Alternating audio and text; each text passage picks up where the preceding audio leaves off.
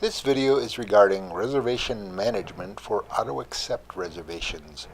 When you listed your item, you chose auto-accept reservations under payments. When a renter reserves your item, the request is automatically accepted.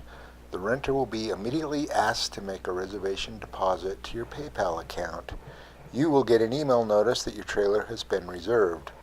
When you receive the PayPal notice that you've received a payment, you'll need to mark the order paid. Under Reservation Management, find the order and click Mark Paid. Follow the instructions on that page. Before the renter comes to pick up your item, you want to print the contract and receipt.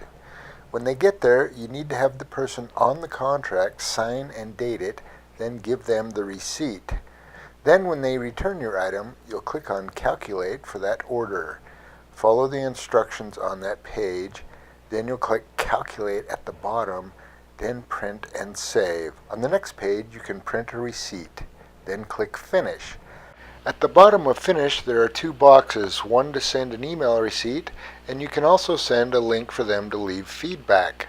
Please only send this link if you believe you had a happy camper.